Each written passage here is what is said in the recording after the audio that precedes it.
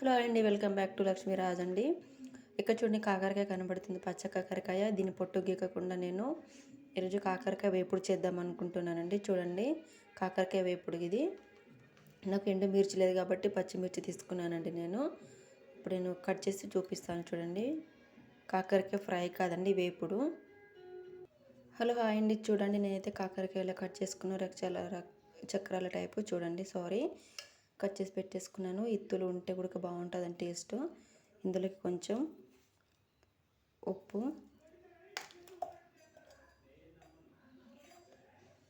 పసుపు ఇలా కలిపేసి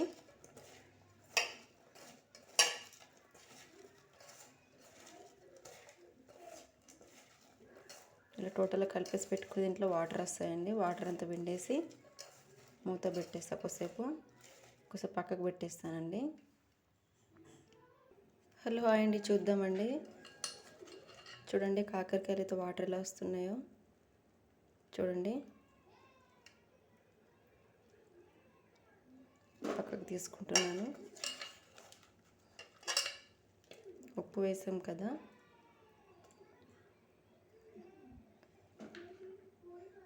చూడండి. ఇత్తులు తీయకున్నా పర్లేదు, చాలా టేస్టీగా ఉంటుందండి. చూడండి చూడండి ఫ్రెండ్స్, నేనైతే పక్కకు తీసుకున్న కాకరకాయలు చూడండి. చూడండి, ఆయిల్ పోస్తున్నాను.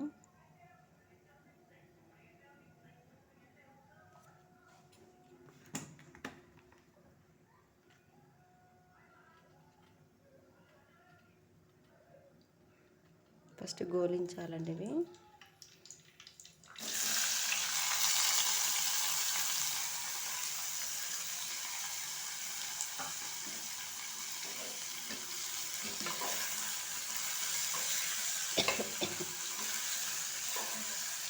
ఇది కొంచెం కలర్ వచ్చేదాకా గోలిస్తూనే ఉండాలండి.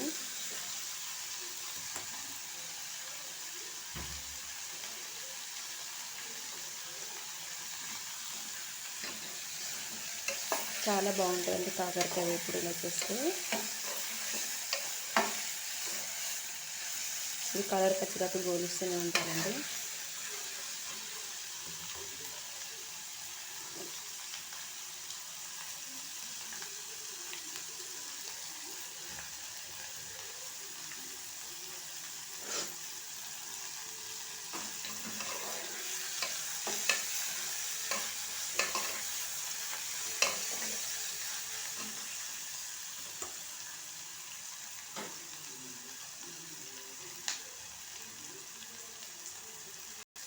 చూడండి, మధ్య మధ్యలో గోలిస్తూనే ఉండాలి, కలుపుతూనే ఉండాలి, కలుపుతూనే ఉండాలి.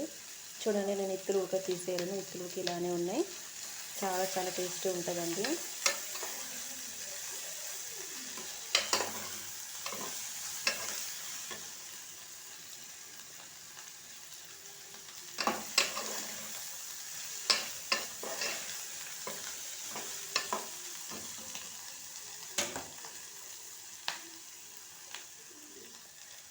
చూడండి, ఇలా కలిపేస్తూనే ఉండాలి.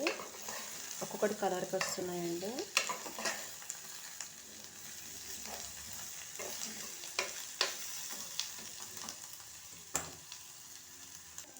చూడండి, ఇలా కలర్కి ఎలా వస్తుందో ఇలా కలర్కి వస్తుందండి. ఇలా కలర్కి వస్తే చాలా టేస్టీగా ఉంటుందండి కాకరకాయ వేపుడు అంటే. చూడండి, కలర్కి వచ్చేస్తున్నాయి, చూసారా?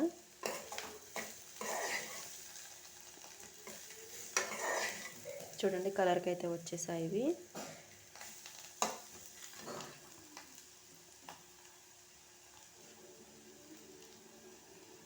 హలో అండి, చూడండి అయిపోయింది. దీనితో ఒక ప్లేట్లోకి తీసుకుంటాను.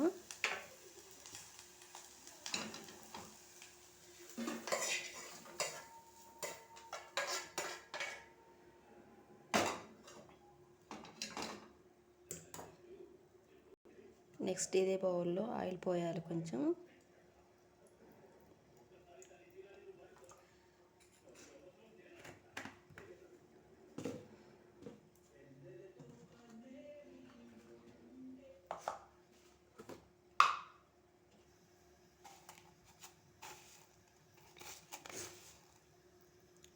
జీలకర్ర ఆవాలండి మిక్సింగ్ ఉన్నాయి.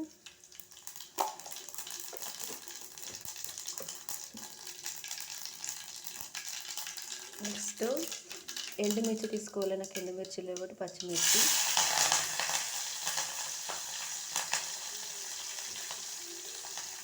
తర్వాత వెల్లుల్లి,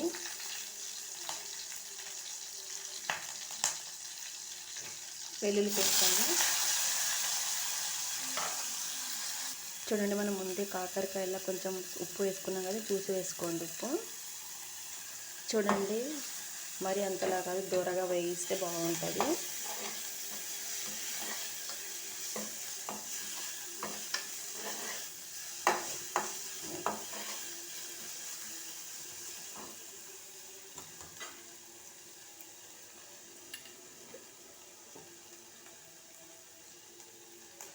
నెక్స్ట్ పసుపు అప్పుడు కొంచెం వేసుకున్నాం కదా,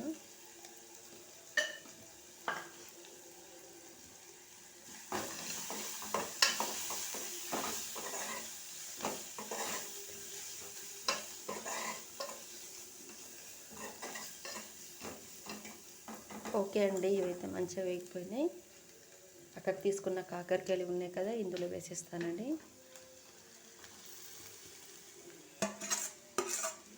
కాకరకాయ వేపుడు ఇలా మంచిగా కలిపేసుకుంటానండి.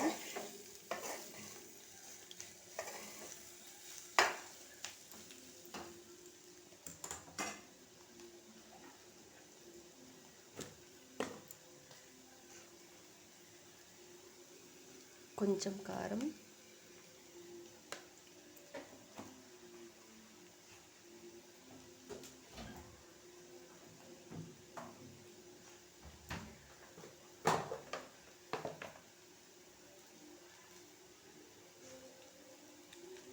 ధనియాల పొడి,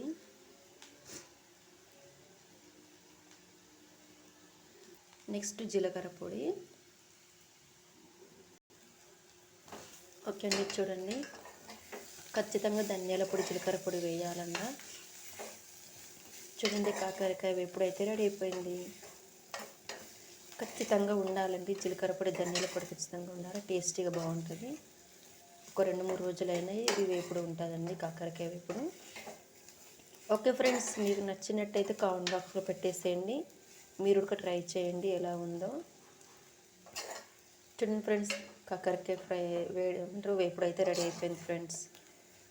ఎప్పుడు ఫ్రై చేసేది అన్ని రోజు వేపుడు చేస్తానండి. ట్రై చేద్దామని చూద్దామని చేశాను.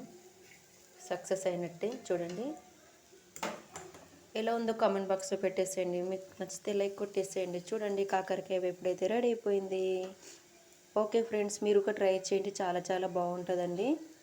చూడండి ఫ్రెండ్స్, మా కాకరకాయ వేపుడు అయితే రెడీ అయిపోయింది. ఓకే ఫ్రెండ్స్, బాయ్ మరి.